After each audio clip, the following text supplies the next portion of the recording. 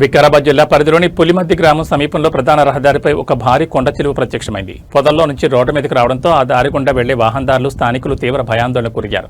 అక్కడే ఉన్న స్థానిక ప్రజలు పొదల్లో నుంచి రోడ్డుకు తెచ్చి కొండ చిలువను కర్రల సాయంతో దాడి చేసి దానిని కొట్టి చంపేశారు.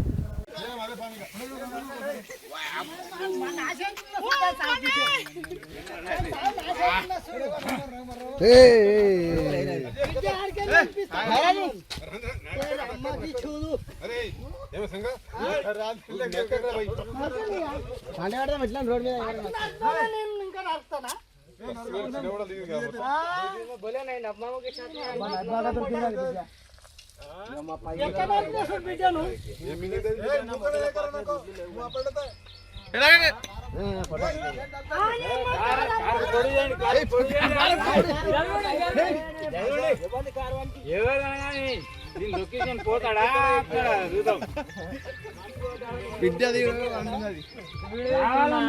ఆడోళ్ళకి అమ్మకెళ్తుంది కాదు దిగాల కిందకి